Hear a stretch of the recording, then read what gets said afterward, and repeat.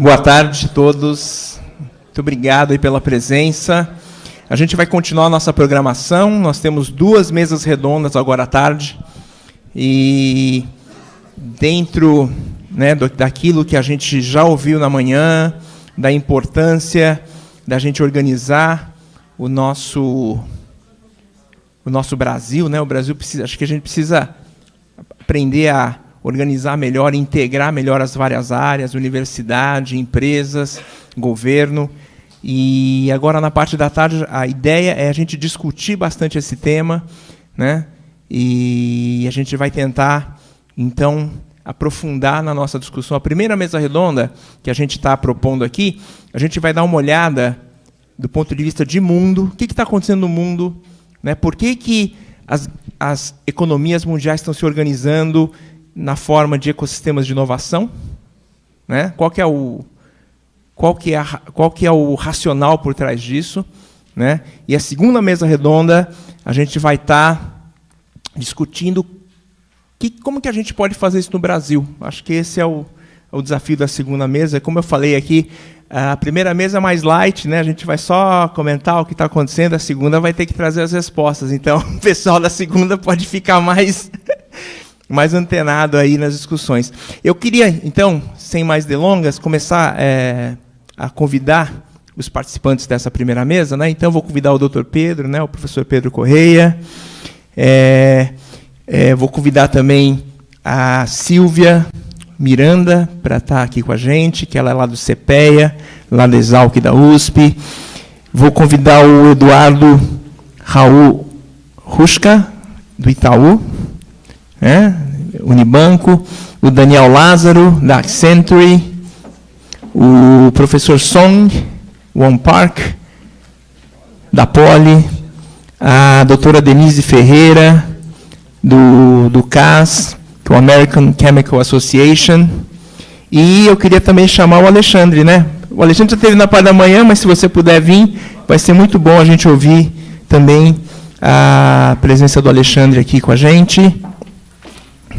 Então, como é que vai funcionar? Qual que é a regra do jogo agora dessa mesa redonda, né? Eu preparei uma pequena apresentação, né? Então, eu vou falar agora algumas informações que a gente extraiu, né, do último relatório de ecossistemas de inovação.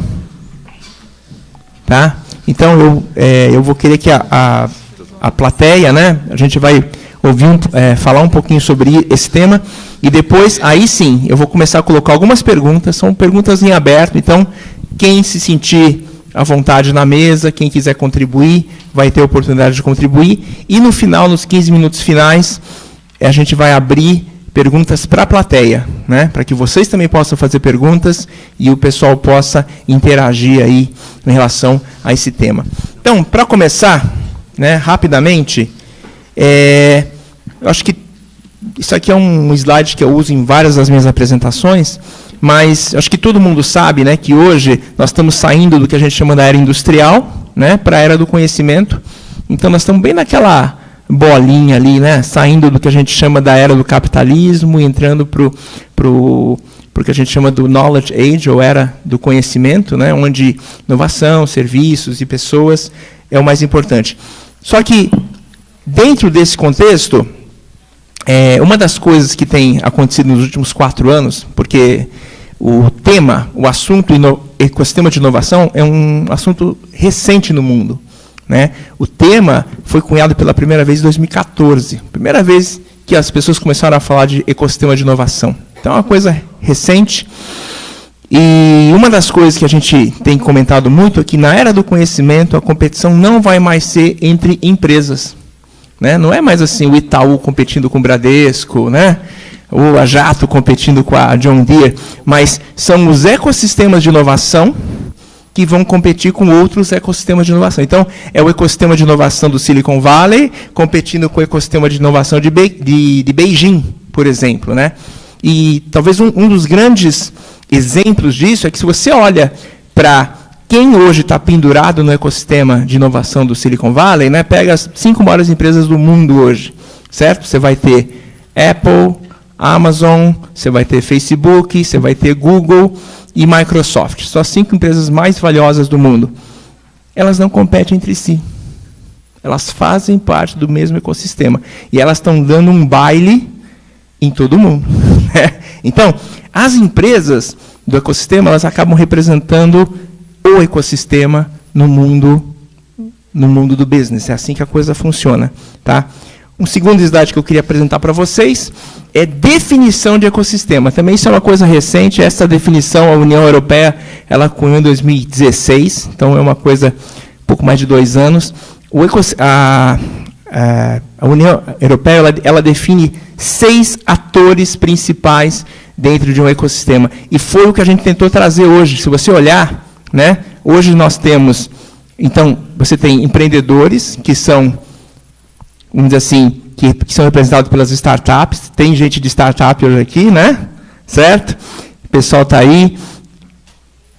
Universidades, empresas estão aqui presentes. Nós temos aqui várias empresas representadas. Institutos de pesquisa, né? O CPEA está aqui, tem o CIAG, tem vários institutos de pesquisa representados. Investidores, né? Tirando, não sei se tem algum venture capital hoje aqui, talvez. Na verdade tem, né? O Lobão está vindo, tá?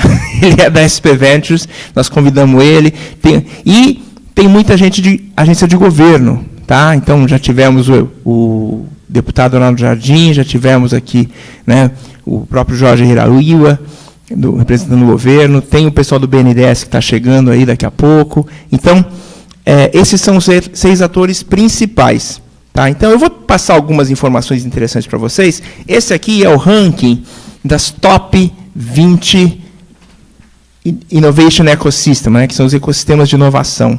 Então, a gente está vendo que muitas dessas cidades elas estão se organizando na forma de ecossistemas de inovação. Silicon Valley é o mais conhecido, o mais famoso, mas não é o único.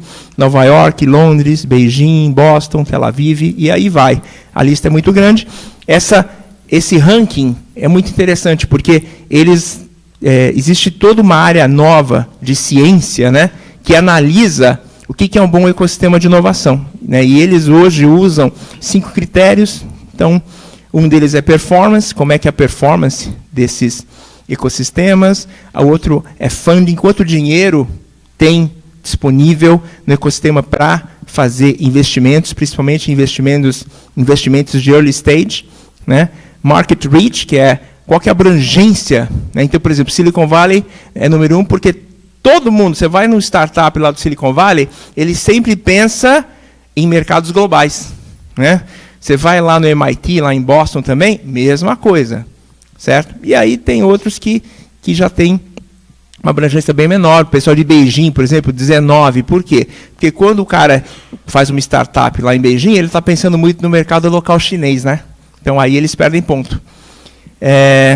Talentos, né? Então a gente fala das universidades, mas uma das coisas fundamentais que faz com que um ecossistema seja bom é ele ter um bom sistema de ensino, um bom sistema de talentos, né? Gente que pode puxar essas startups. E Startup Experience é quanto de startup você já produziu. Né? Então, isso aqui são apenas alguns conceitos. Nós, no Brasil, temos que avançar muito nisso, nós temos que aprender a olhar para isso e perguntar e falar assim, onde que nós estamos? Essa talvez seja uma das perguntas que a gente vai fazer para vocês daqui a pouco. Tá? E aqui eu trouxe alguns slides que eu achei relevantes desse relatório. Tá? Esse relatório está disponível na internet. Se você quiser, depois você me manda um e-mail, eu mando para vocês. São 170 páginas, né? Muito interessante. A gente consegue aprender muito só de ler, né, o que está acontecendo no mundo hoje das startups. E eu destaquei aqui, dentro desse relatório, uma das coisas que mais me chamou a atenção é esse negócio chamado Third Wave of Internet. Então, o que está acontecendo? Qual que é o raciocínio dos investidores de Venture Capital hoje? Né? Esses caras investiram na década de 80, comecinho da década de 90, começou a internet no mundo, certo? E as primeiras empresas que apareceram foram o que eles chamam de Foundation of Internet, os fundamentos, né? Então apareceram empresas como a American Online, alguém lembra da AOL? Né? O que esses caras faziam? Você discava, né? Uma linha de escada, aí você discava e você tinha lá, modem, não sei o quê. Eu sou dessa época, eu vou revelar a minha idade aqui, né?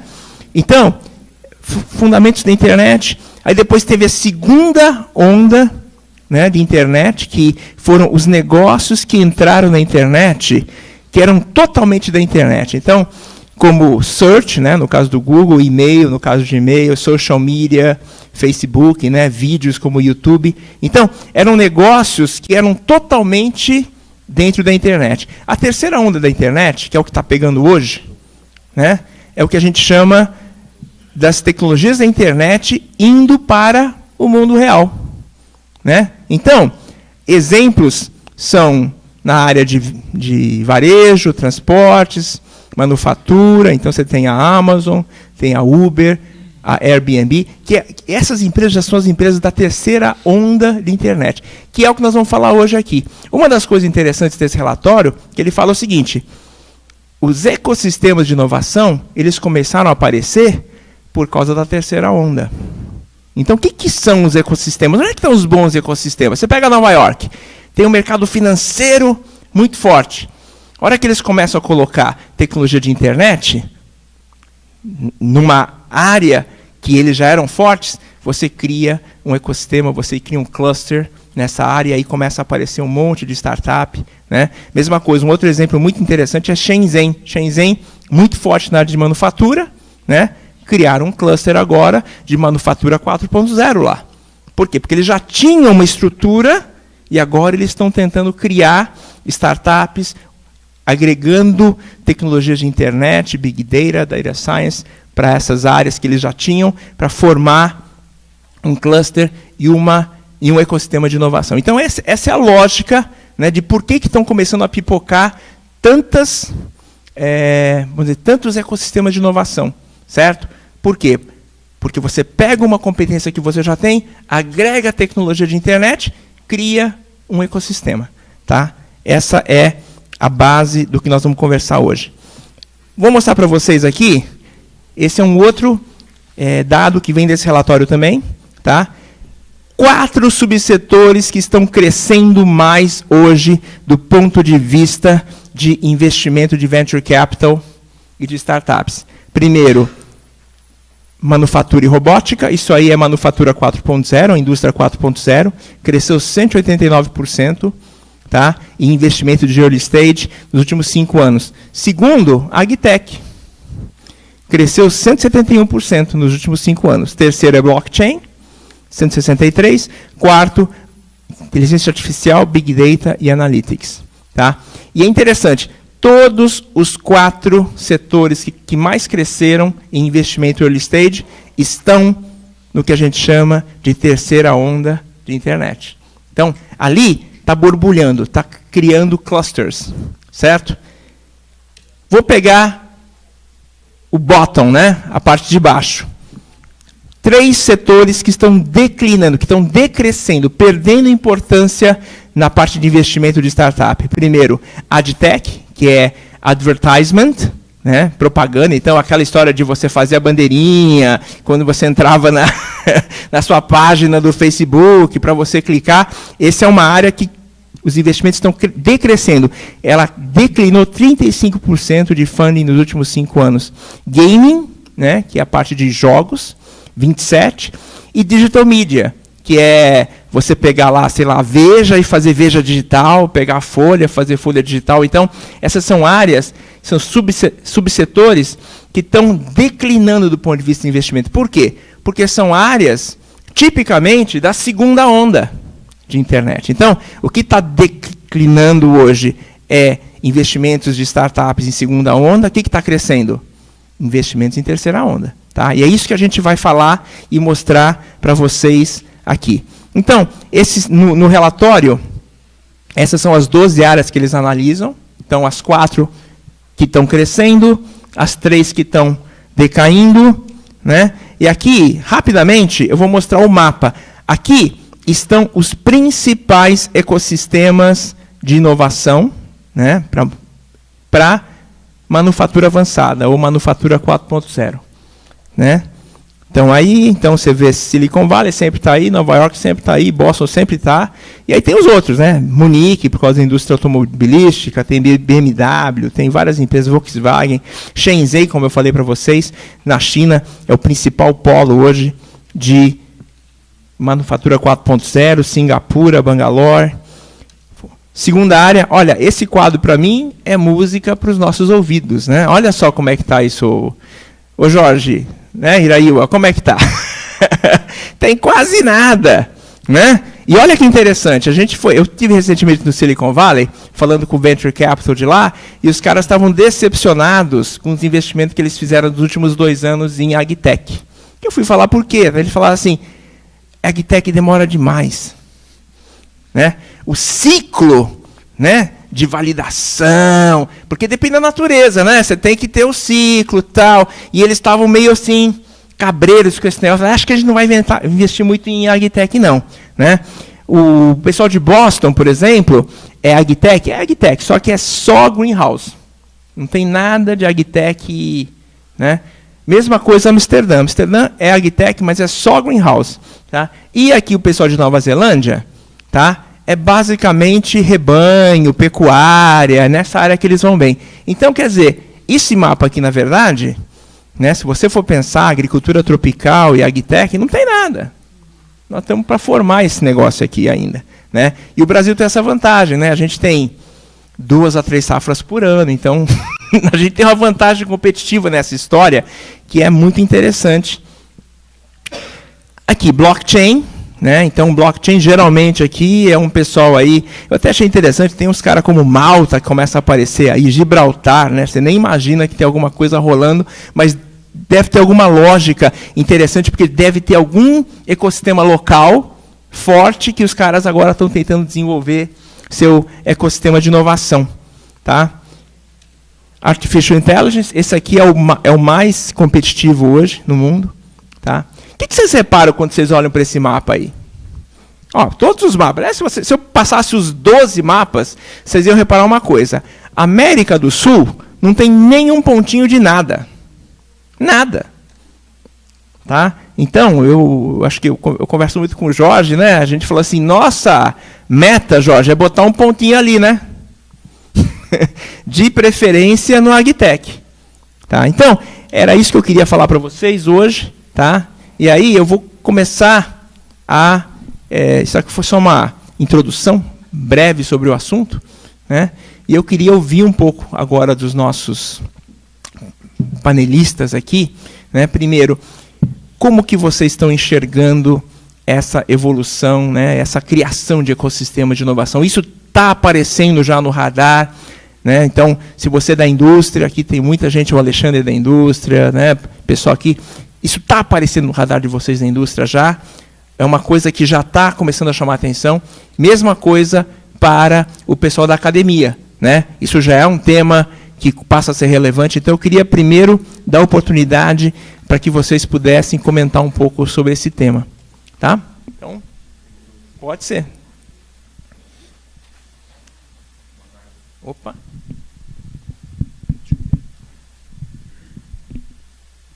Microfone. Começa aqui. Boa tarde a todos.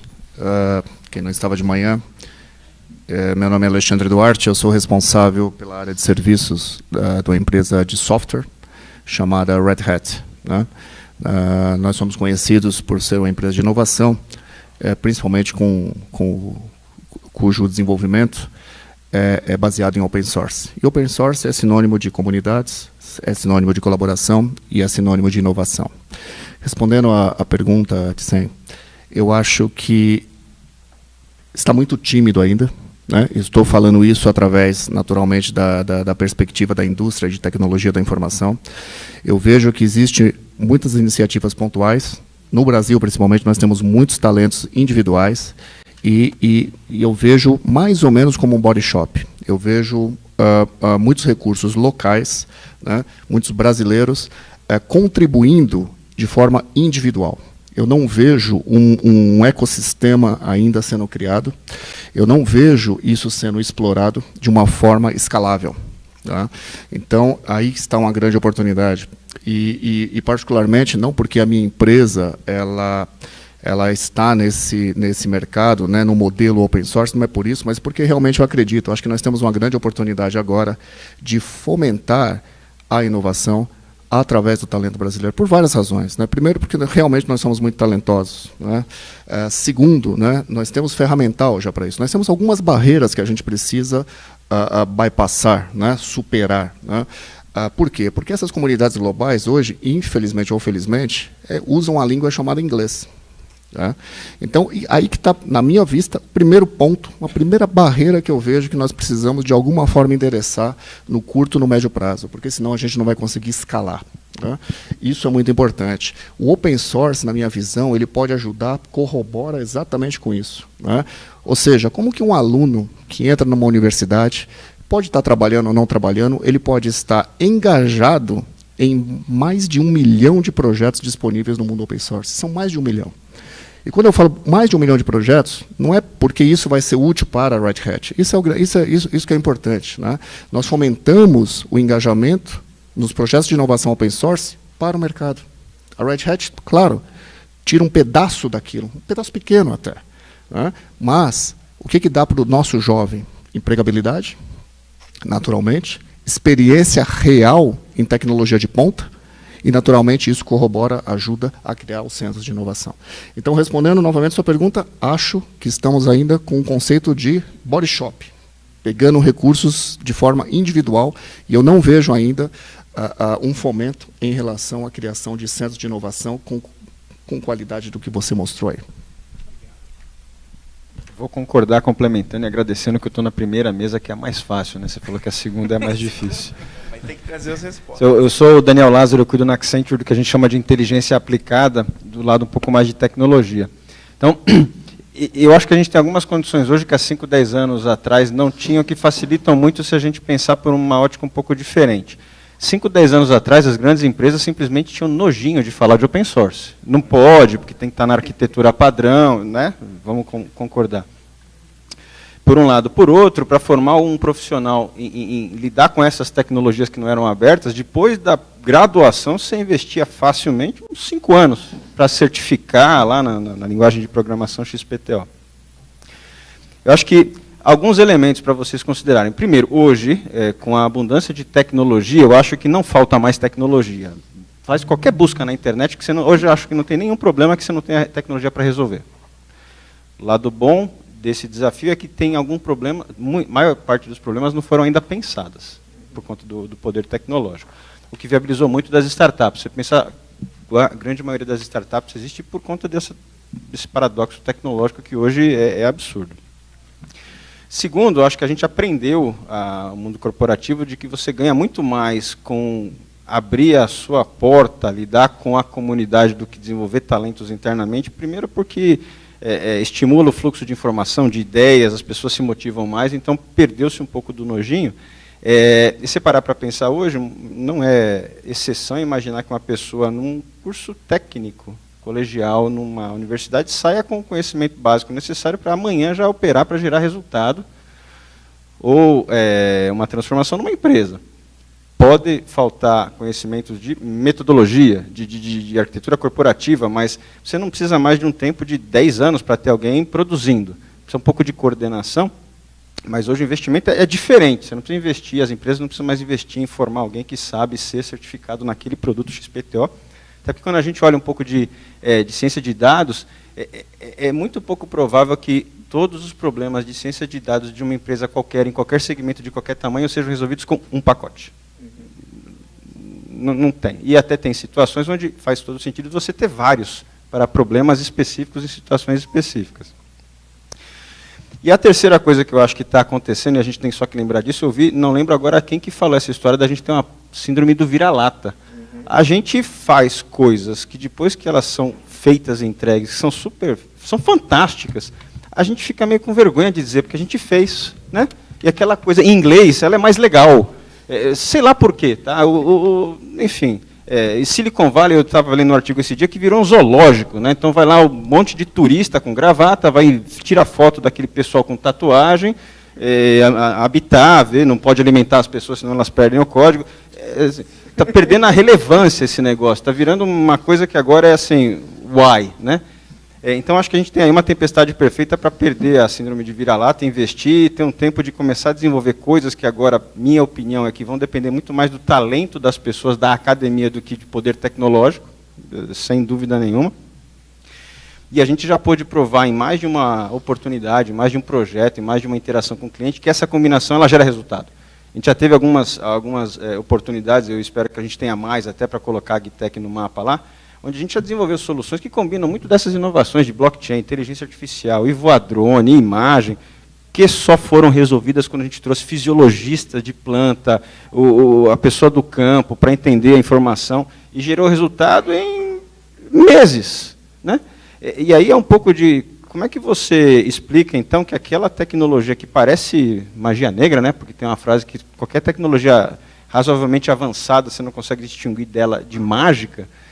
Por que eu, empresa, que no caso de agricultura sempre fiz a coisa de determinado jeito, conheço meu calo dói quando vai chover ou não, tem que acreditar naquele negócio da máquina e da cloud e do drone, tem que falar para ninguém atirar no drone com a espingarda. Porque, enfim, então tem um tema, veja, em nenhum momento eu falei de alguma limitação tecnológica. É muito como é que você monta as peças, como é que você resolve o sem medo de contar essas coisas, porque às vezes acho que a gente ficava com receio de não contar muito, porque eu saber algo me dá algum tipo de poder, então melhor guardar alguma coisa, mas acho que a gente está razoavelmente mais maduro do que estávamos anos atrás. Se eu consigo replicar isso que eu sei, eu vou estar fazendo um negócio legal daqui a pouco. Então, e quando você ensina, né, isso acho que é uma característica da academia, você aprende também, né?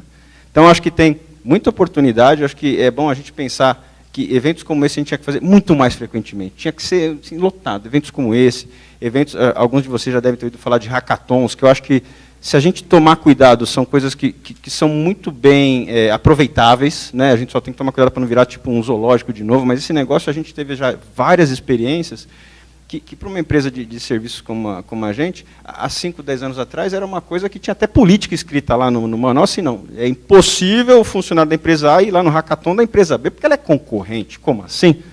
Hoje, não, mas por quê? Vamos colaborar. Tem, óbvio, tem toda uma série de preocupações, até agora mais com confidencialidade de dados, o que se compartilha, né, como é que você resolve um problema, e um pouco dessa arte de como você coloca no mesmo lugar empresas que se complementam num fluxo de valor e não se competem.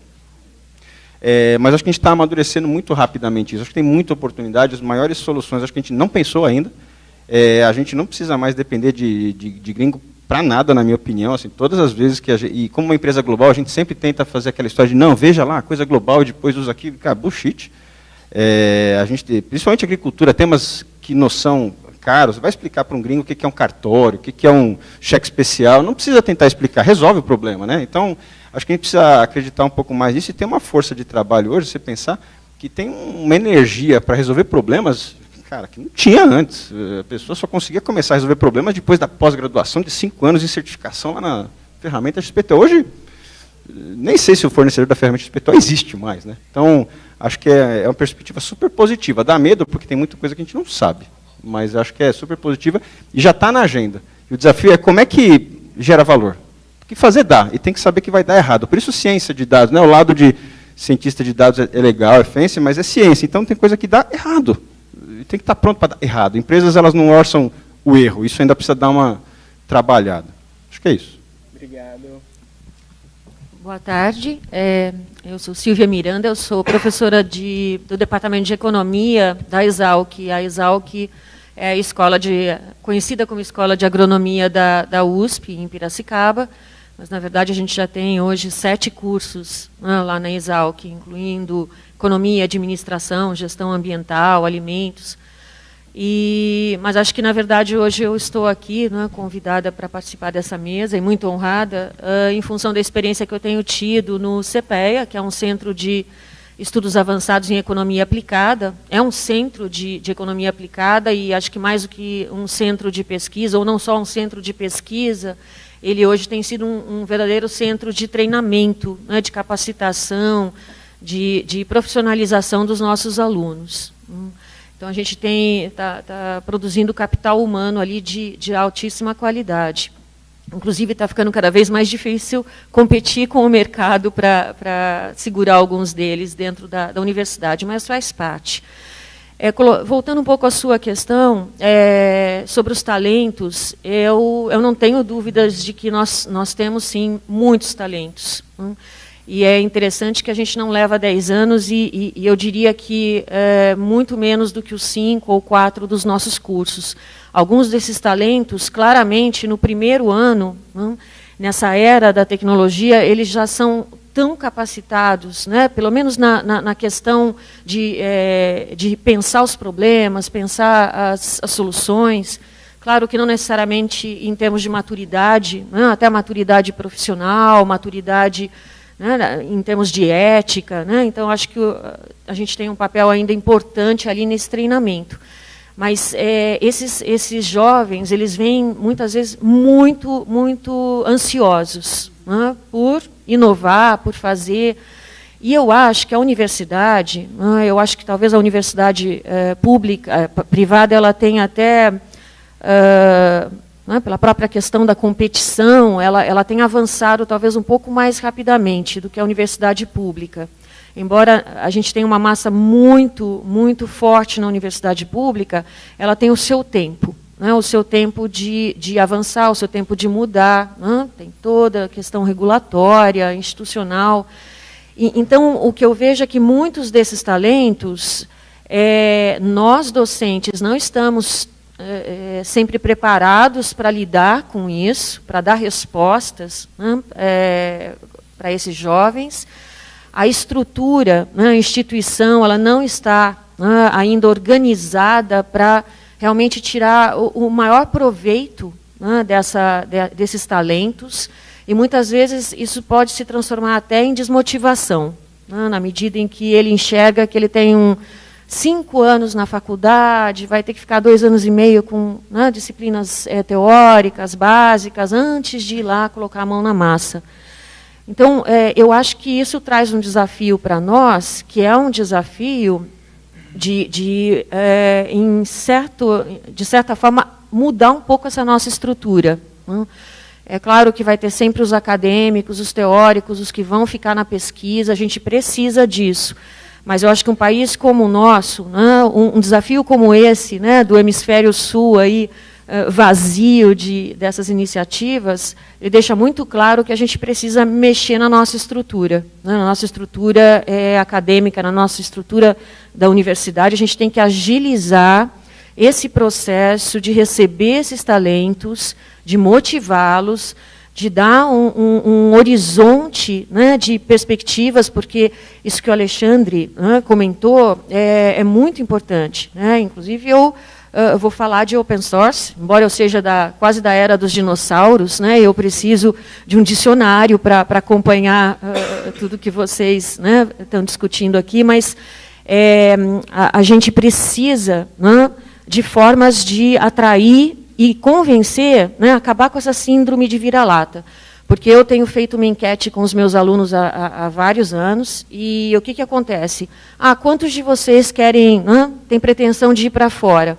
A proporção cada vez aumenta mais, e a proporção daqueles que querem ir para o exterior e ficar no exterior, ela aumenta também assustadoramente. Então, os nossos talentos, eles não estão enxergando perspectivas, não é?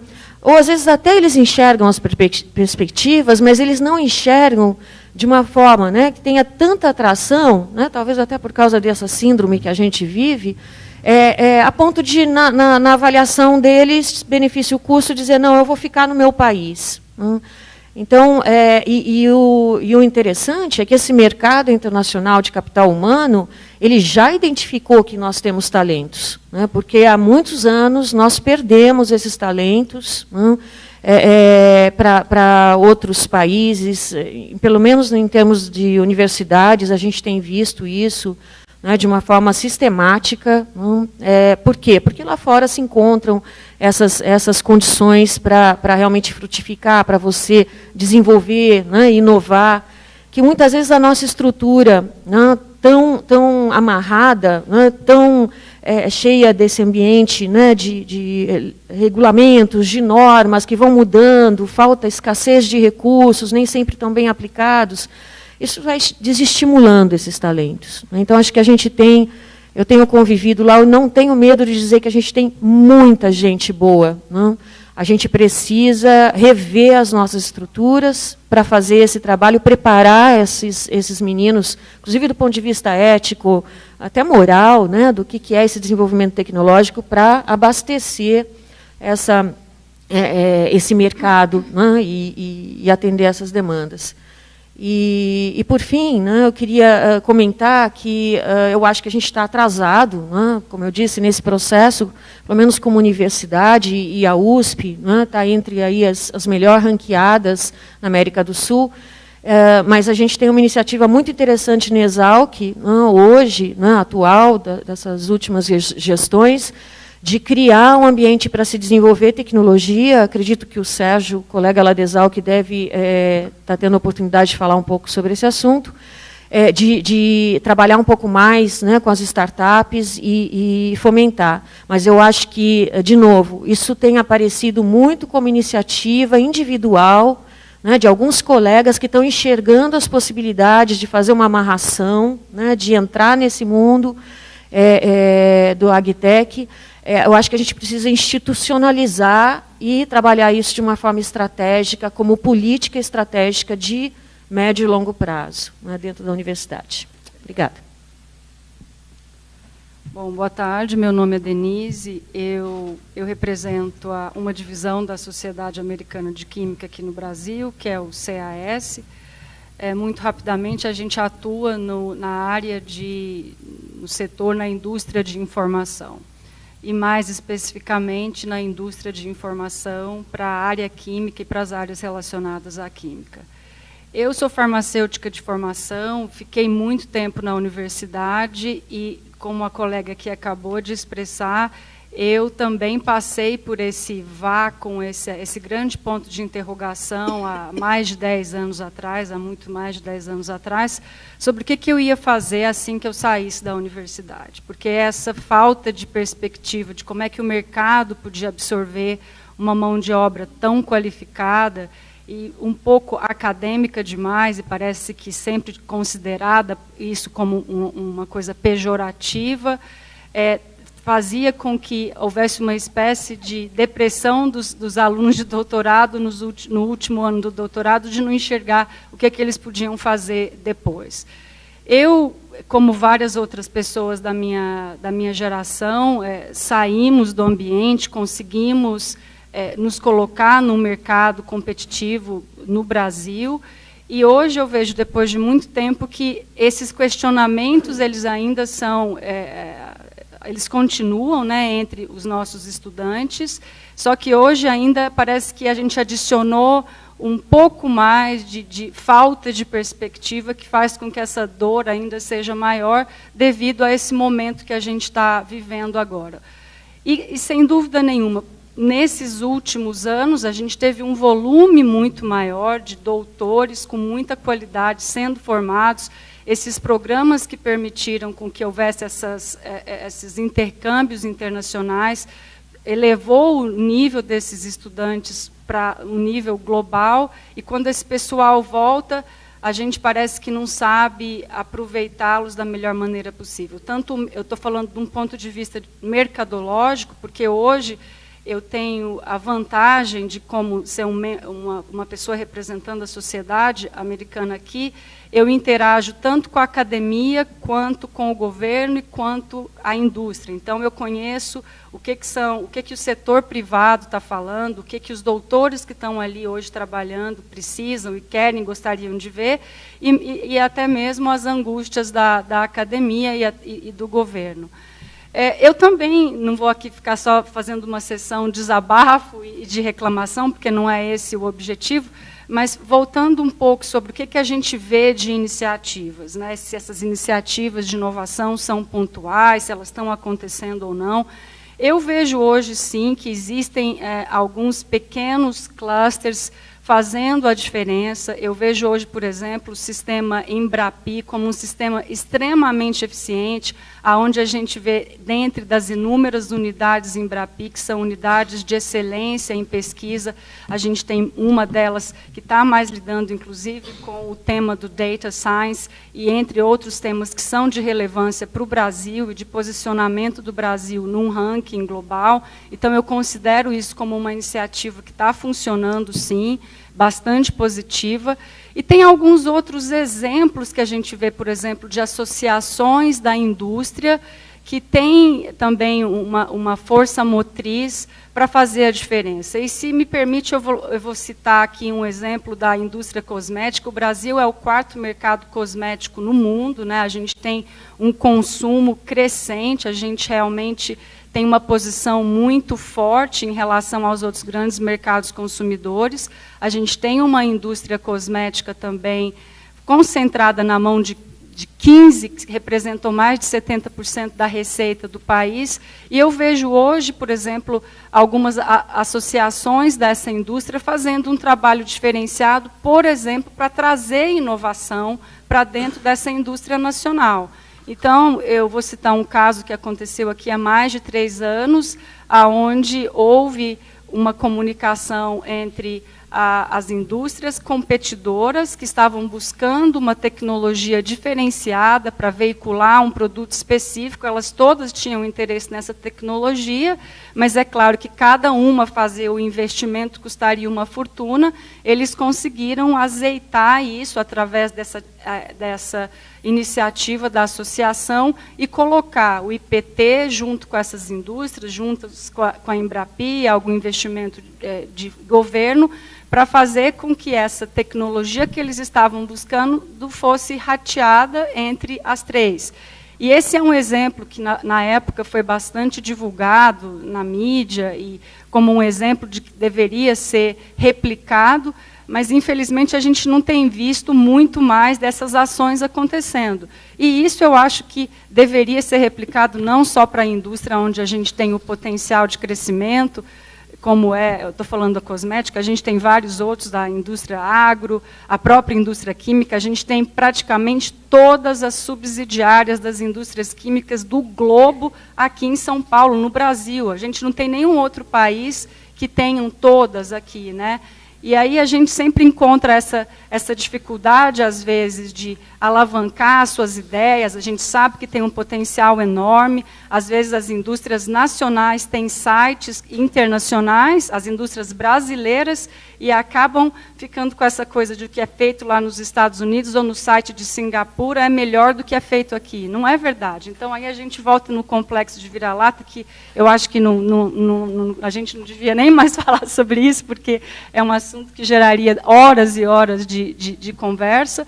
Mas, só para terminar aqui, eu vejo, sim, que eu gostaria muito de colocar vários pontinhos ali naquele relatório, de todas as áreas que a gente tem um potencial único. Eu acho que a gente precisaria pensar em formas de ensinar os nossos estudantes a serem mais empreendedores, e fracassar e falência não é fracasso. A gente vê isso em Israel, né, que esse daqui já faliu 3 vezes, que legal. A gente aqui falir, desculpa, Song, você não. Mas os pais falam isso para os filhos, quer dizer, eles estão aprendendo, e a gente não tem, infelizmente, essa cultura aqui, né?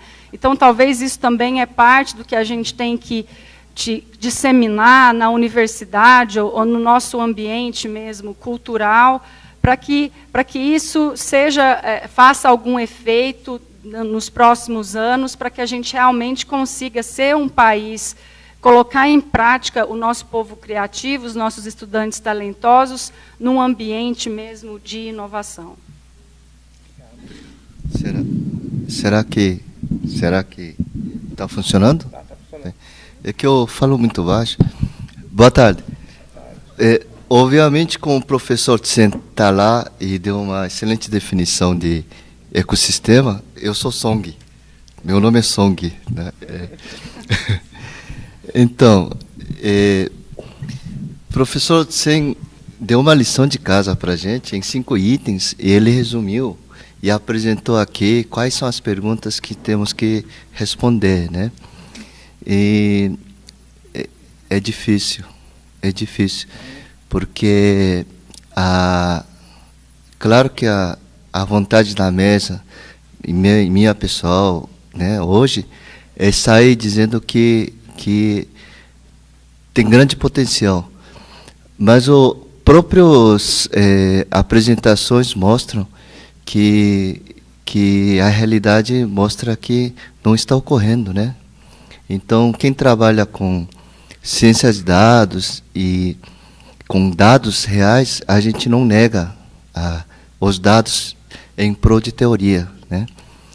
Então, por isso, a pergunta é muito difícil de responder. Eu vou tentar responder em termos de questões abertas. E, se me permite, tem 2 blocos de respostas. O segundo bloco, que é mais essa outra parte de questões, vamos dizer, ciência 1 e ciência 2. Porque a inovação ela tem que se caminhar junto para haver uma inovação. E como a segunda parte depende muito de uma análise de ciência 2, se sobrar tempo na mesa redonda, e o professor sem questionar, eu vou tentar responder simples. Então, eu vou tentar responder a primeira parte, mas é claro que a nossa plateia, os senhores da frente, já são atuadores, grandes atuadores ativos da ecossistema de inovação.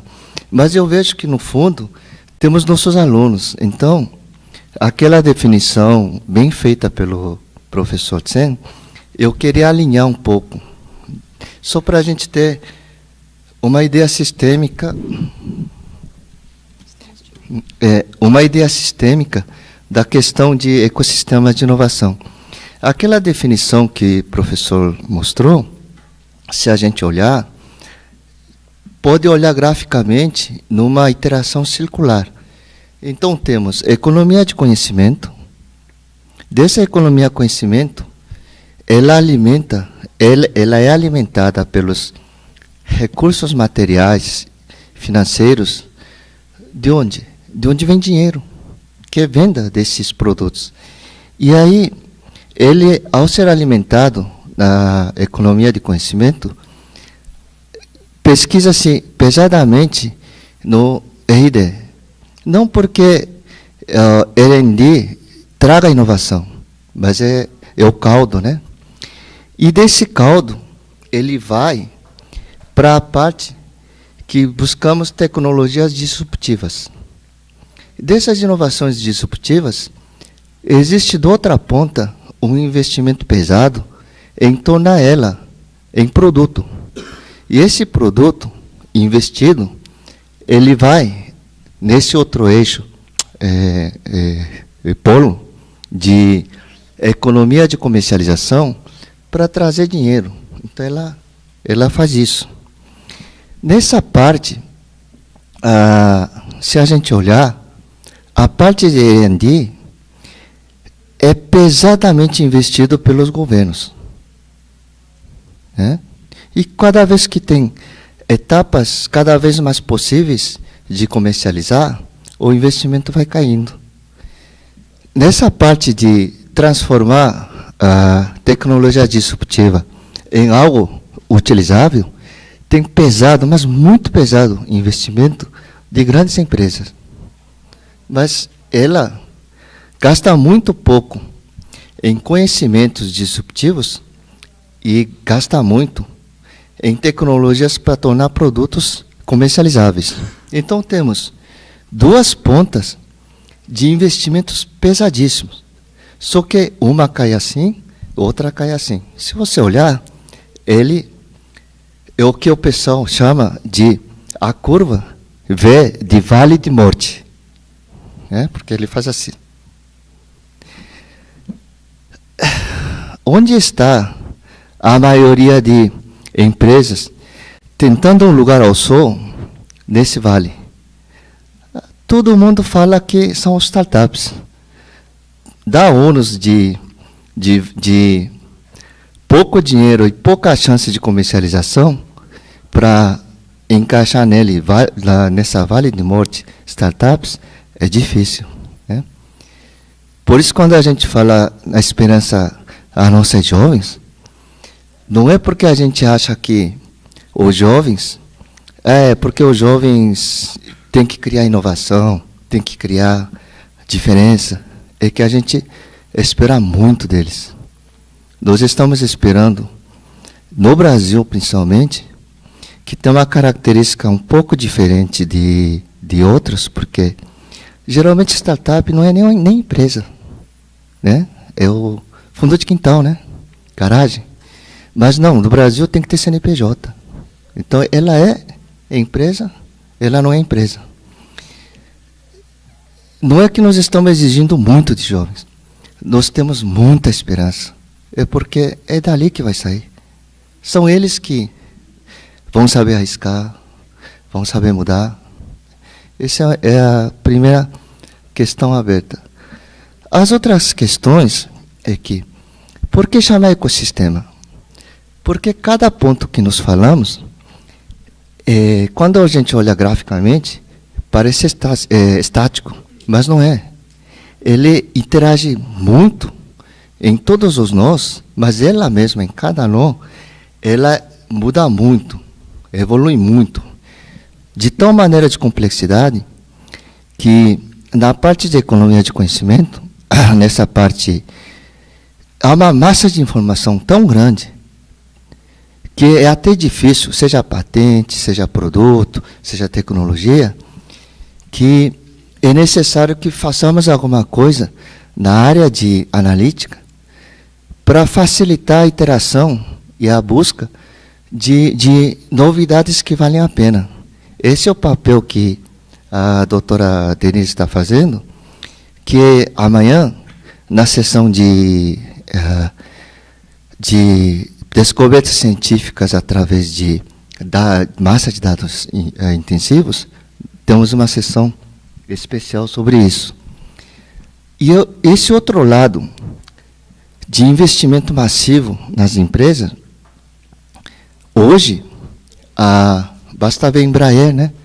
Mesmo a Embraer teve que fazer uma fusão muito grande entre o cyber e o físico para fazer o orgulho nosso de aviação, né? Desde o conhecimento da aerodinâmica até o conforto, a estabilidade. Essa massa de dados gerados, que não é de descobertas científicas, mas de gerar produto, ele é cada vez mais importante. E esse papel que o professor Pedro encabeçou de criar sistematicamente um fórum para discutir a data science, né? E esse engenharia de dados, ela é engenharia, né? Ela não é apenas data science. Então, o que eu vou evitar falar é o envolvimento global. Global no sentido não de vários países, mas não é apenas um setor econômico ou alguém, e sim toda a sociedade produtiva acaba tendo que, de uma maneira, interagir nessa complexidade de tratar a engenharia de dados. Isso, como tem mais especialistas aqui, eu vou cortar aqui. Então, outra questão aberta é a seguinte: quais são as receitas, segundo a lição de casa do professor Chen, para criar ecossistema? Eu não posso responder definitivamente. São perguntas, eu posso conjecturar com perguntas abertas também, que é o seguinte: na verdade, eu acho que não temos um ecossistema de inovação. Visto que eu pulei a discussão sobre o que é inovação, não existe um ecossistema, existem vários. Então, existe ecossistema de corporativa produtiva, ecossistema nacional, ecossistema regional, ecossistema de startups, ecossistema de inovação, de centros de pesquisa, ecossistemas de universidades. Tem 7 ou 8 ecossistemas diferentes que interagem entre si, mas que têm identidade e características diferentes. E nesse ponto, quando comentamos sobre a parte de Vale de Morte, essa é uma opinião pessoal meu. A escassez de recursos é matar de fome, né? Mas também excesso de recursos sem organizar, ele é um veneno. Em inovação, ele é um veneno. Porque a força motriz de inovação, desde que não é uma descoberta espetacular, mas é uma cadeia entre tecnologia disruptiva e comercialização, a força motriz não é o ideal de inovar. É o que o Dr. Daniel disse, né? Assim, em outras palavras, que é a questão de tem que criar valor. Então, é o dinheiro que vai mover. Se o dinheiro que vai mover, não podemos pensar, precisamos estar com excesso de recursos para usar. Porque a empresa, eu não conheço uma empresa que diga, eu estou com dinheiro sobrando, você quer? Não conheço uma. Então, tem que balancear bem. E assim como balancear o porquê, faz parte das ideias de outro bloco. Então, não vou avançar. Aí, outra questão que o professor Tsen colocou é, então, qual é a receita para criar esses ecossistemas? Na verdade, são só 3. Escolher a pessoa certa, ou as pessoas certas em cada ponto do ecossistema de inovação. Isso é fundamental, na minha opinião. A segunda, ela tem que estar apoiada fortemente em centros de R&D e universidades. Mas, como eu disse antes, não é porque ela é geradora de inovação, mas ela é o caldo. Onde os senhores acham que os jovens, onde a gente deposita a responsabilidade e a esperança, eles vão alimentar para criar as ideias, ter um tempo vago de inovar. Não vai ser dentro de casa. Eu não sei, talvez seja. Mas diferente da minha época de infância, poucos jovens eu vejo entrar no YouTube e ver 50 invenções mais espetaculares de 2018. Não fazem isso. Não é em casa. Então precisamos disso. E o terceiro, tem que educar as pessoas. De que sentido? Evangelizar, mostrar, não só os universitários, mas pessoa. Aquele que te cobra o ticket, aquele que trombou com você na rua, que a gente tem que ter uma cultura de gostar de novidade e inovar, né? Testar. Porque eu acho, então por isso que também com o Dr. Daniel, quando o grupo começou a discutir, eu tinha falado uma vez, não, nada de pegar mesas que nem escritório de contabilidade, e colocar notebook, computador e ver, não. Vamos fazer uma sala onde tem mesas que nem os cafés atuais, né? Os cafés, joga sofás e vamos deixar um ambiente diferente. Isso é importante. Porque isso é a parte de evangelizar, criar, educar as pessoas. Tem que mostrar. Aí, nesse painel, a parte acho que eu já falei demais. Acho que eu vou encerrar por aqui. Muito obrigado.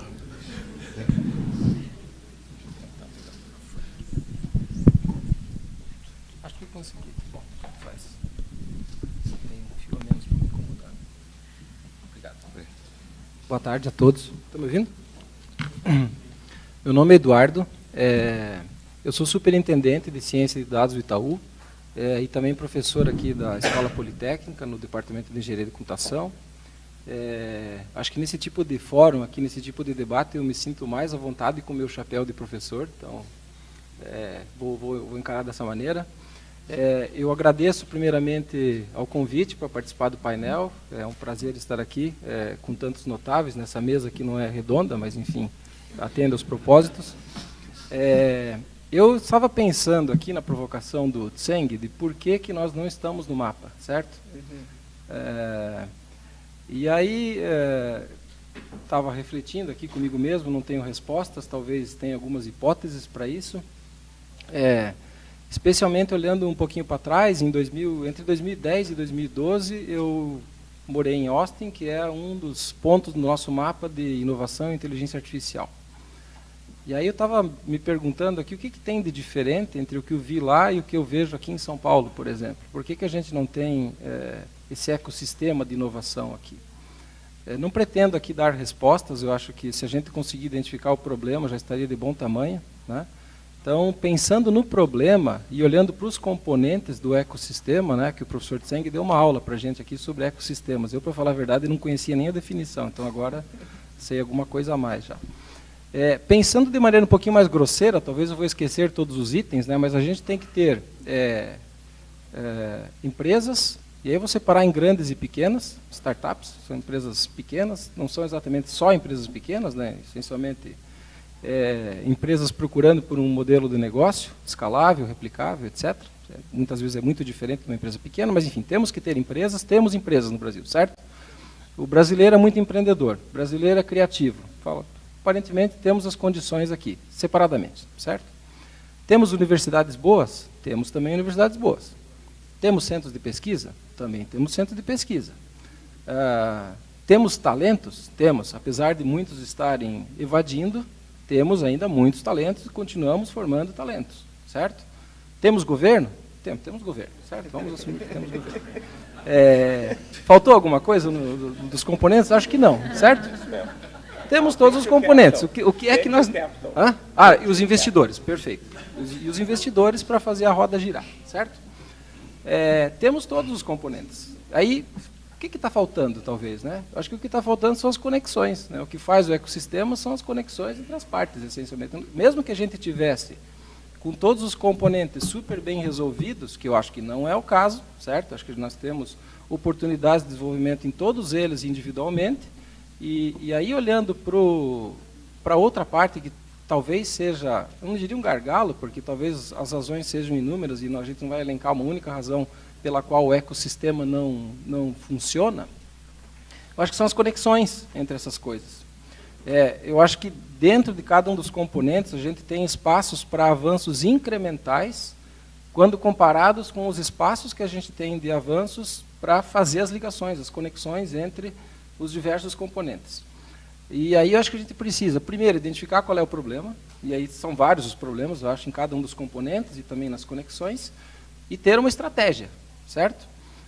Se a gente quer colocar o Brasil no mapa, a gente precisa de uma estratégia. E estratégia, na verdade, é uma coisa muito simples, certo? Eu vou ser grosseiro aqui no conceito, mas, enfim. Estratégia é você estar num ponto A e querer ir para o ponto B. Só isso? Primeiro você precisa saber onde você está, o que é que você tem, o que é que você não tem. Você precisa saber onde é que você quer chegar e você precisa saber como você quer chegar lá. Eu acho que é isso que a gente deveria tentar colocar aqui para deixar para os nossos colegas do próximo debate responder. Ficaria fantástico. Bom, boa tarde a todos. Meu nome é Pedro. Eu vou encerrar aqui de maneira bem rápida, mas só colocando um aspecto adicional, né, na visão mais universitária, na visão acadêmica, da questão da importância de estabelecer a colaboração. Acho que esse é o ponto principal, né? Quer dizer, fazer esse link, né, e estabelecer mecanismos de colaboração, né? Na ciência, a gente também passa por isso. Existe uma grande competitividade, né, para se publicar mais, para quem consegue despontar numa determinada área, isso é claro, né, dentro do nosso meio, né? Por outro lado, né, a gente está percebendo uma nova ciência que envolve, né, a descoberta de novos conhecimentos, que envolve a a demanda enorme, né, por colaboração, e para isso necessita na questão de troca de informação e troca de dados, né. No lado de ciência, mais uma vez, né, a gente, nos últimos 10 anos, vamos pensar assim, tem evoluído do ponto de vista de como é que a gente cria uma infraestrutura para isso, né, para haver essa colaboração. Em vários domínios específicos da ciência, tem se criado os mecanismos para estabelecer essa colaboração. Isso tem sido fundamental, porque os pesquisadores estão entendendo o quanto que é importante você trabalhar junto com outros pesquisadores, né, e, ao mesmo tempo, você trabalhar próximo de quem está no mercado, entendendo do problema, para que isso tudo possa ser, o que você está desenvolvendo, possa ser aplicado, né. E formar esses ecossistemas, né, nos últimos 10 anos, a gente está vendo, principalmente fora do Brasil, em domínios específicos da ciência, né, na área genômica, na área biológica, né, estabelecer esses ecossistemas, vamos pensar assim, não, mas é como se fossem nuvens, né, clouds, que estabelecem essas colaborações, né. Nos últimos 2 anos em especial, né, o Brasil está sendo acordado para um tema, né, no nosso meio acadêmico, de como é que a gente estabelece, como é que a gente agrega e cria essas infraestruturas, né. E a FAPESP, em especial, está incentivando isso, né, e isso está acontecendo. Agora, a gente está percebendo assim, o gap que nós precisamos evoluir muito mais rápido, porque nós não vamos produzir ciência de qualidade no futuro se não estabelecermos mecanismos claros de colaboração, né?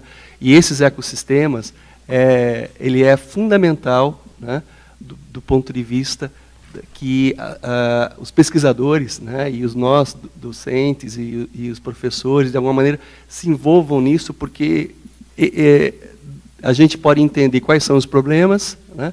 A gente pode entender desenvolver a infraestrutura. Parte dessa infraestrutura ela já existe, e essa infraestrutura ela pode ser melhor utilizada tanto em diferentes domínios da ciência. E, de um outro lado, existe a preocupação de como é que a gente educa os novos pesquisadores, forma os nossos alunos, do ponto de vista de incorporar esse conceito de colaboração, né? De colaboração em ciência, para que eles possam produzir ciência com qualidade, e, enfim, possam dar o salto, né, da terceira ou para a quarta, talvez, né, onda, né? Então, esse é nosso desafio, né, e é um desafio que a universidade não dá para resolver sozinha. Ela vai ter que contar com a colaboração dos nossos outros 4, né? Os nossos quatro parceiros, né, clusters, para que a gente possa estabelecer esses modelos de colaboração. Então, eu acho que esse é o ponto que eu gostaria de só complementar o que foi colocado aqui na mesa. Obrigado, Dicen. Obrigado, Pedro. Pessoal, devido ao tempo, né, a gente estourou nosso tempo, eu vou pedir uma salva de palmas para a nossa mesa.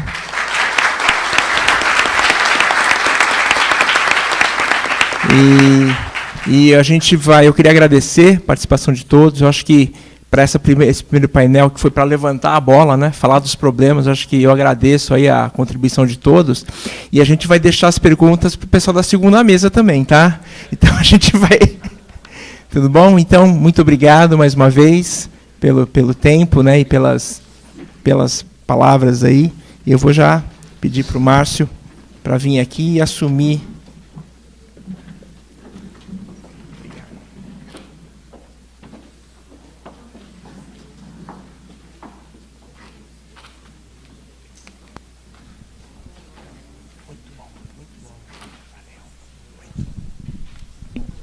Eu vou chamar o Márcio aqui agora, Márcio Santos. Boa tarde. Grande a nossa responsabilidade agora, hein? Deixa eu botar mais um arquivo.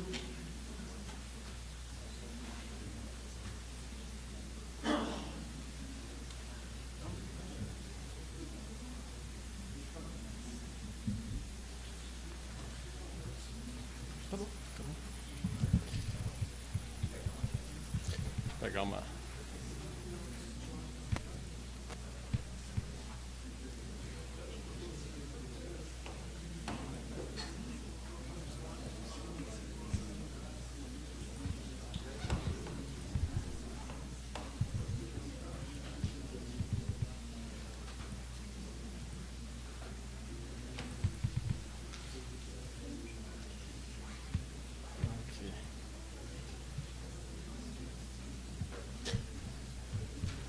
Ok, se alguém precisar ir ao banheiro um instantinho, pode dar um pulinho, fica à vontade. A gente vai seguir daqui com essa apresentação.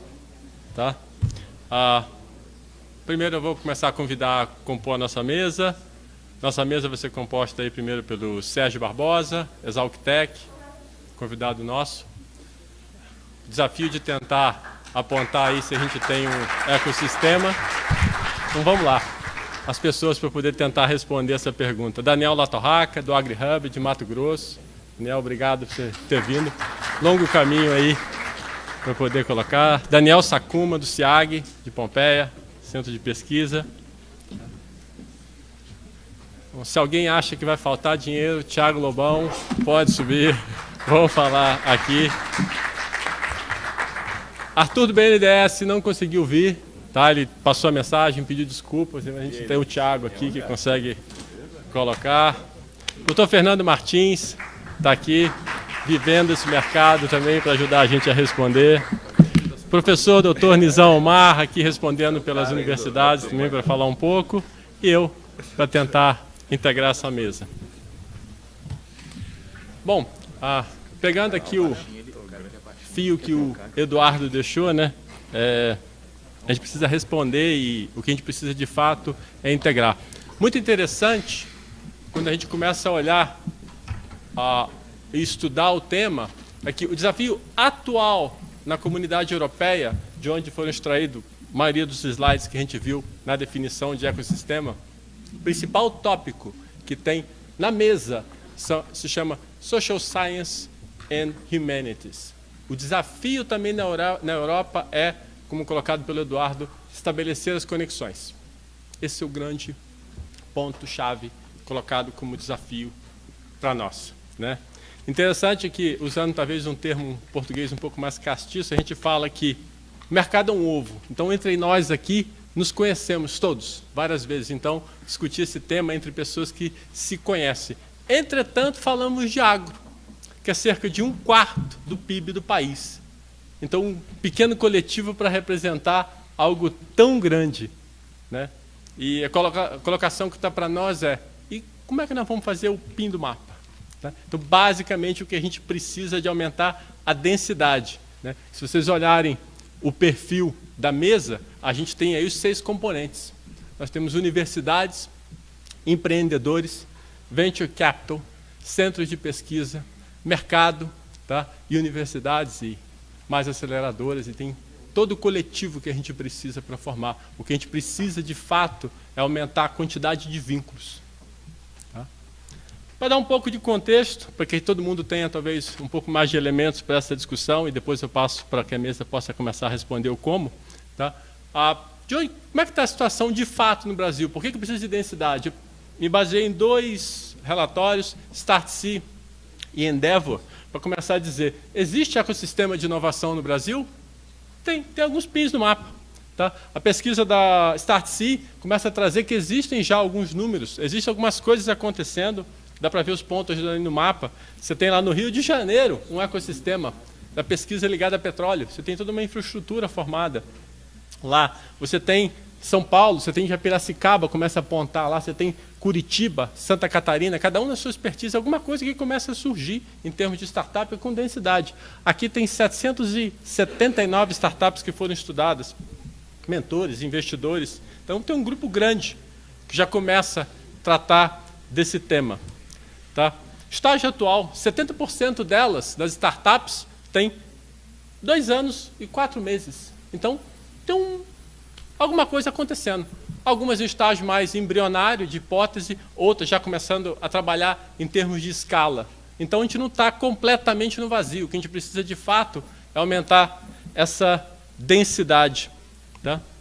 Perfil das startups. A gente ainda está discutindo startup que está trabalhando com escalas abaixo de $500 mil. Se observar, a maior parte dela trabalha com menos de $500 mil de investimento, aquelas que conseguiram. Mas o grande fato do perfil é que são recursos próprios dos empreendedores. Pessoas tomando dinheiro do próprio bolso e começando a se engajar numa empreitada, numa aventura, em algo que estão querendo construir. Então existe vontade.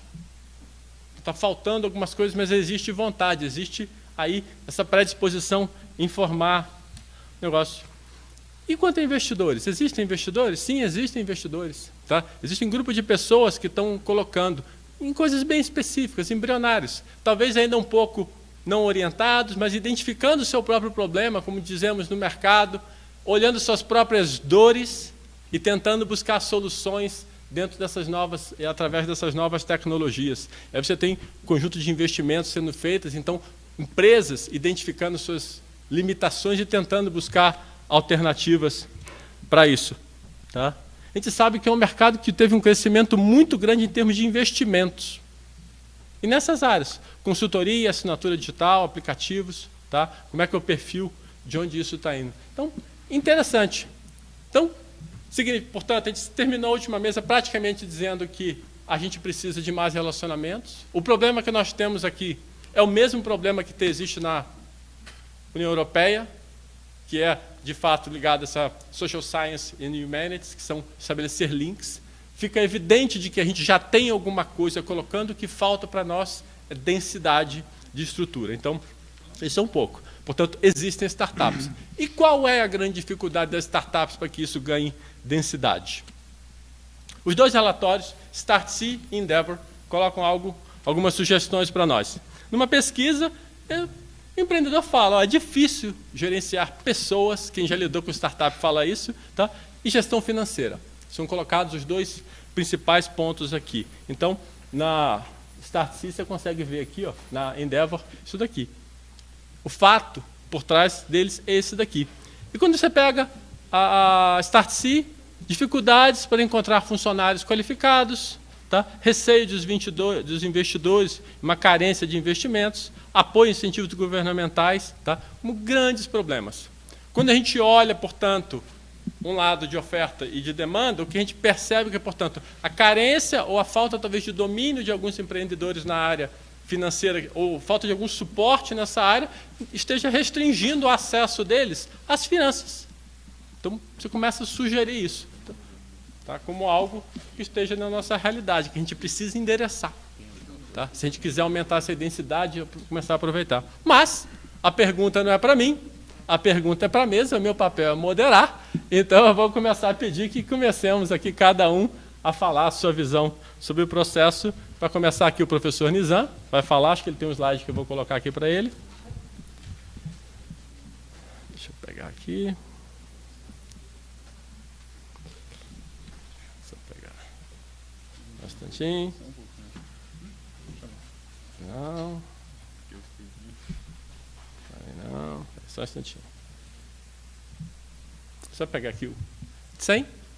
Oh, cadê a apresentação que estava naquele drive do Nizam que eu coloquei lá? Está faltando uma aqui. Você colocou, né?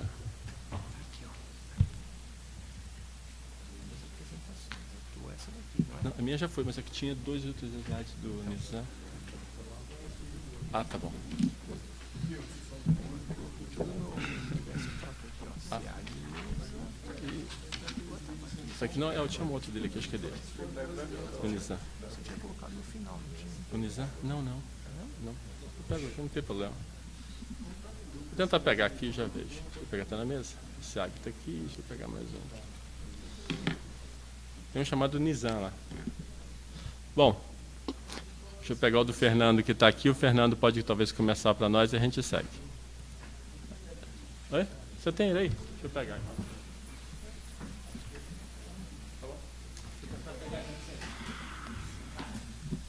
Vamos lá. Você vê a importância dos dados? Viu?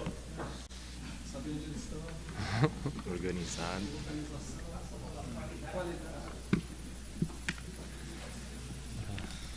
Pronto. Bastante gente já conseguiu aqui. Nizam. Colocou aí. Tem mais um aqui agora, vai ficar cheio. Vamos lá. Obrigado, senhor. Vou baixo. Aqui. Pronto. Aê. Obrigado, Tsen. Vamos lá, professor Nizam, com a palavra. prazer estar aqui com vocês. Quando se fala em startup, se fala em ecossistema. Peraí, vê se foi.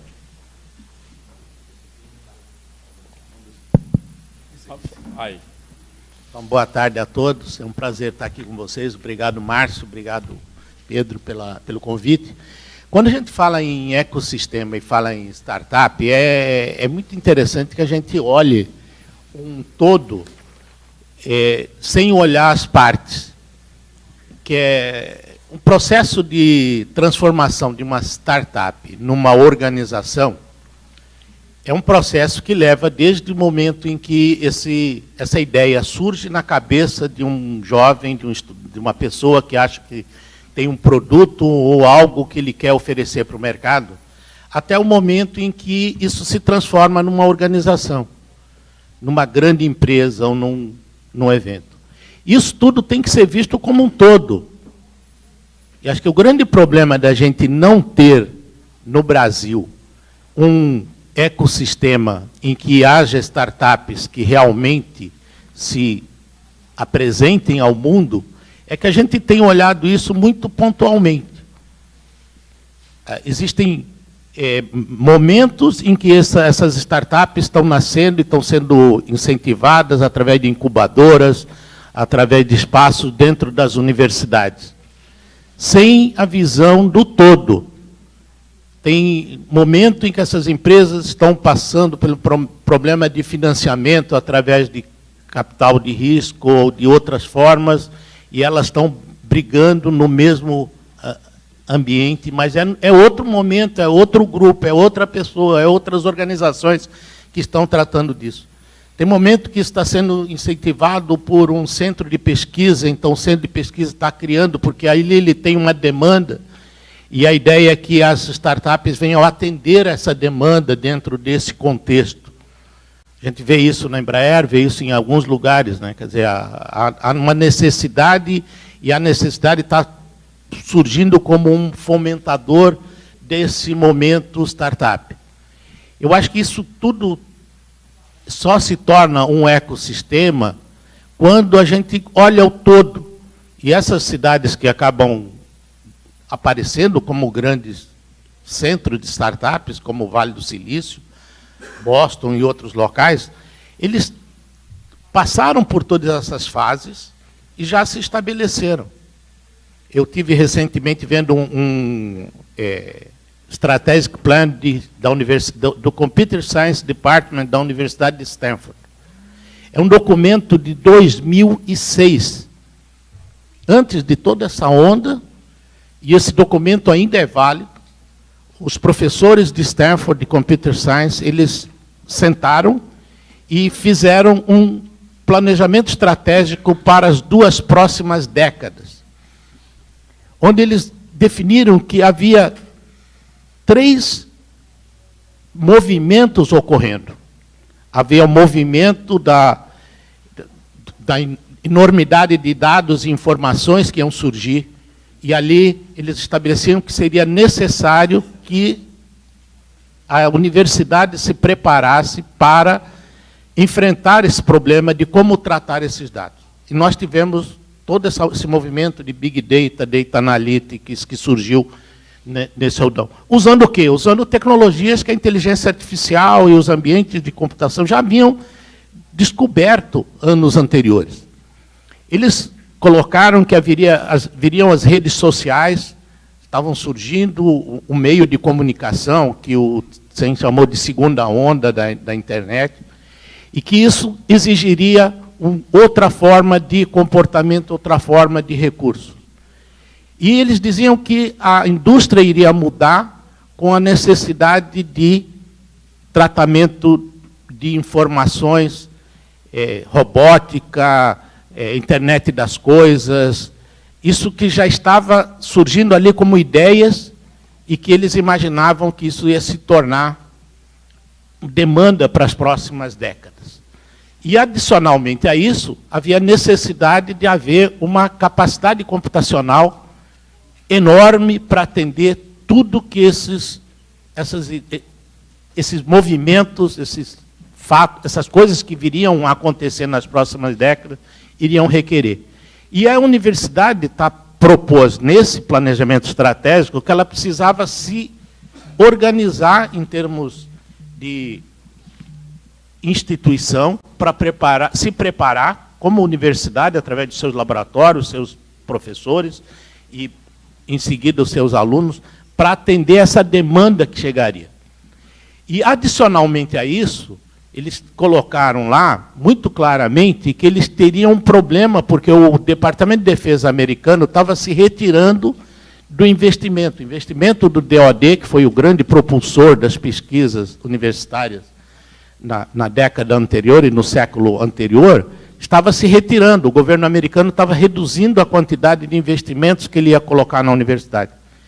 E como que a universidade ia precisar se preparar para atender a essa nova demanda com pesquisas? E aí ela precisava, e eles dizem lá muito claramente, que ela precisava liberar os professores a que eles viessem a participar e a buscar recursos nas empresas e no desenvolvimento. E o ecossistema acabou surgindo quase que como uma consequência dessa semente, já que a gente está aqui no meio agrícola, né? Quer dizer, eles plantaram as sementes necessárias que criaram o ecossistema. E o ecossistema aí, no Vale do Silício veio a se formar. As 5 maiores empresas nasceram ali no berço deles, praticamente. Se não nasceram, elas foram crescer lá, acabaram sendo plantadas lá, porque é lá que havia, vamos dizer assim, terra boa para se desenvolver. E se criou um ambiente no Vale do Silício que integrava todas essas organizações. Eu acho que o problema de um bom ecossistema é que haja organizações e as organizações se integrem. Então, é colaboração e distribuição. Cada um sabe fazer bem uma coisa, ele se compõe, se disponibiliza, e essas palavras que eu achei nesse slide que eu coloquei, quer dizer, a gente tem uma fase dessas empresas, ou startups, ou iniciantes, que entram no mercado, de formação, uma fase de validação e uma fase de crescimento. Como pensar esse ecossistema para dar suporte às iniciantes, às empresas que vão se iniciar, os startups, para a fase em que elas estão no negativo, e eu gostei muito dessa métrica que eles colocaram aí, que vai de -2 a 3. A maioria das startups, elas nunca chegam no zero, elas saem na dívida, elas gastam dinheiro e não conseguem repor esse dinheiro. Então, elas estão na fase -2 e -1. Poucas chegam ao zero, onde elas já passam, pelo menos, pagando o investimento que elas fizeram nas 2 primeiras fases. E depois elas vão passar para a fase em que elas começam a ter retorno, e poucas passam para essa fase. Eu acho que tem que se olhar isso como um todo, e que as fases -2 e -1 precisam, de alguma forma, serem protegidas. Tá? É o capital anjo, é família, é o governo, e eu acho que a FAPESP em São Paulo tem uma forma muito importante para financiar isso, né?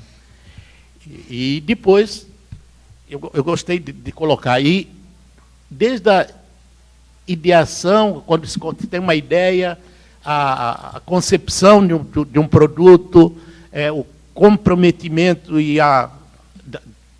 de uma equipe para fazer o produto acontecer, depois a validação, o escalamento e estabelecimento de uma empresa.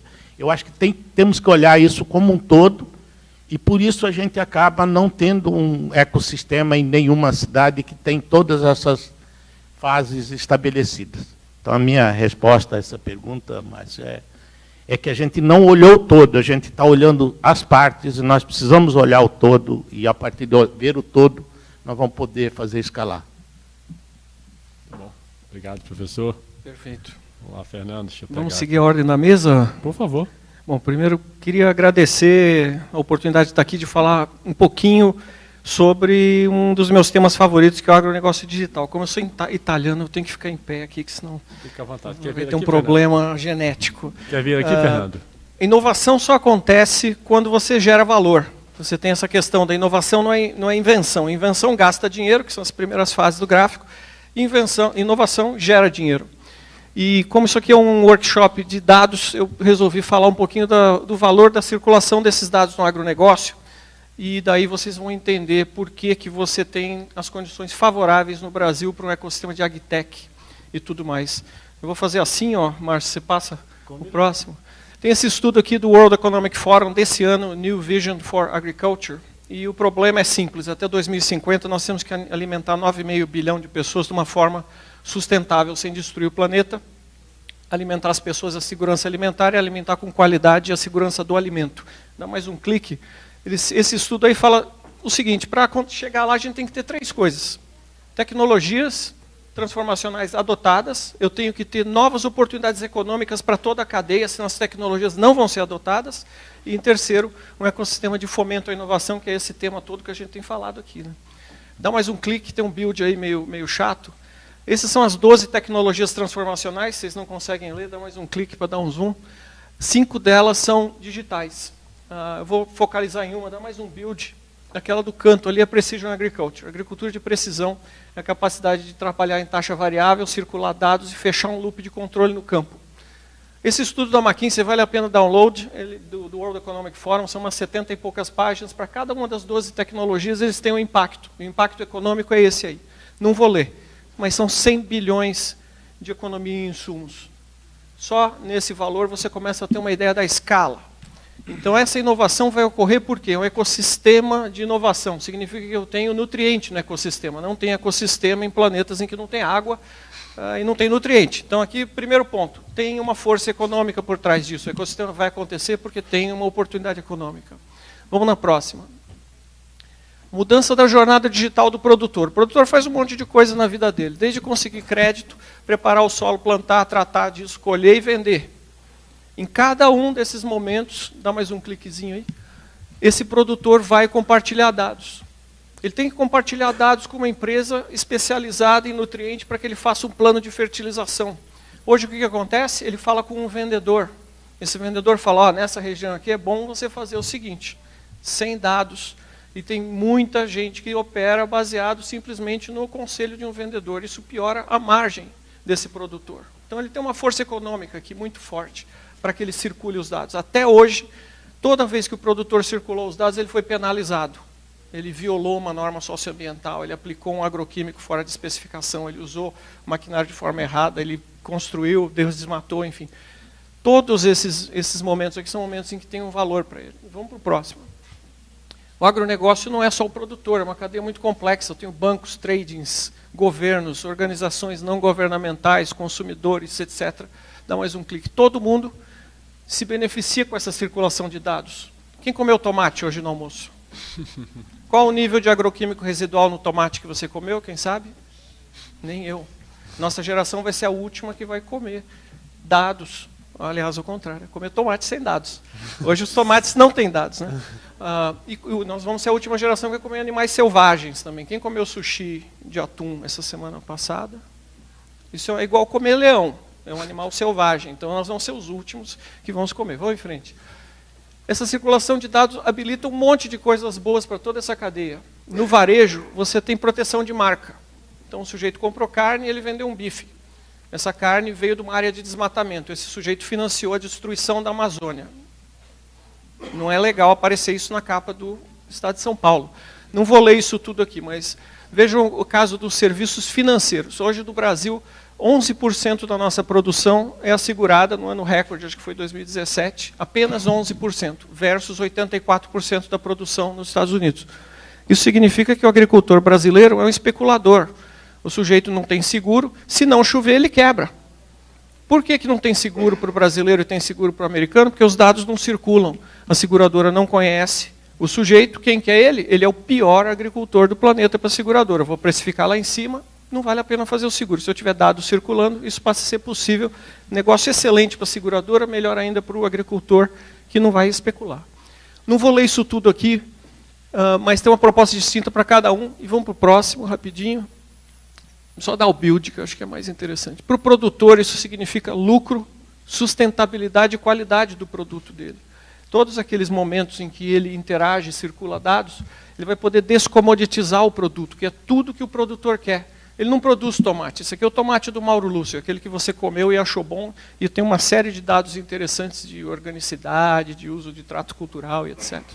Então, isso é muito bom para o produtor. Vamos para o próximo. Último slide aqui. Agora, por que isso não acontece em Iowa? Isso acontece no Brasil porque a nossa agricultura é tropical. A agricultura tropical é muito mais complicada. Ela demanda transformação digital para eficiência. A escala da agricultura no Brasil é descomunal. Hoje nós temos 338 agtechs, de acordo com a pesquisa do Lobão aqui. Depois ele vai falar disso. O Brasil está liderando nessa área. E quando a gente vê alguns exits, né, que a gente já teve no Brasil, o último mais recente da Strider, você vê que o Brasil está produzindo, não são unicórnios, são unipôneis, né, são menores do que o unicórnio, mas eles são interessantes. O brasileiro é muito permeável à inovação. Isso é uma coisa que é importante, principalmente no agro. Visitei alguns produtores assim que têm, na prática do dia a dia deles, já veículos autônomos. O plantio direto já é uma coisa histórica no Brasil, que foi descoberto, foi feito aqui, toda a inovação da Embrapa. Não existe cana plantada no Brasil que não tenha vindo do IAC. Não no Brasil, no mundo. Né? Acho que a estatística que me forneceram é que todas as variedades comerciais de cana do planeta foram desenvolvidas no IAC.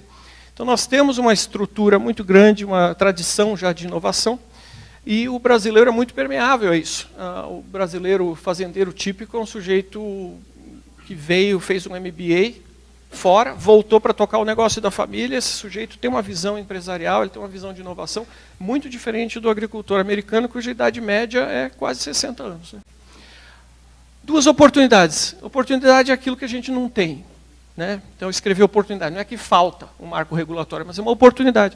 O Brasil é um país em que você tem condição de legislar e fazer marcos regulatórios interessantes. Eu usava isso usava a tomada brasileira para mostrar para os gringos que visitavam aqui que o Brasil consegue fazer marco regulatório rápido. A televisão digital brasileira é diferente. E por que não ter um marco regulatório que fomente a circulação de dados, que permita que todos os equipamentos no território nacional se conectem a uma nuvem, que esses dados circulem de uma forma que eles sejam protegidos e que a propriedade dos dados seja garantida ao seu dono. Nesse caso, dados de manejo da terra ao produtor, dados de conclusões sobre qual é a melhor semente, dados do sujeito que produz a semente, enfim, coisas dessa natureza. Então, esse marco regulatório ele é uma oportunidade. Se o Brasil acelerar e estabelecer uma forma para que os equipamentos e tudo que está na fazenda consiga gerar dados e colocar esses dados de uma forma fiduciária, forense, de alta qualidade em uma nuvem, nós vamos estar na frente de qualquer outro país do planeta. Então, essa é uma oportunidade. A segunda é desenvolver esse ecossistema inovador para adoção em escala. Qualquer um consegue fazer invenção. É muito difícil fazer inovação. Inovação é adoção em escala. É você fazer o plantio direto, é uma inovação.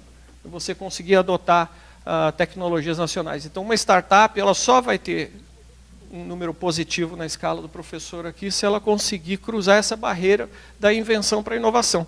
Esse ecossistema é igual no futebol. Você não pega um menino na esquina e ele é o Neymar no outro dia. Ele passa pelo dente de leite, pelo júnior, ele vai semi-pro, ele vai profissional. Essa sequência é startup, aceleradora e tal, que aí o Lobão explica melhor do que eu. Precisa ter esse ecossistema, mas o ecossistema vai derivar da oportunidade. A oportunidade foi o que eu apresentei aqui.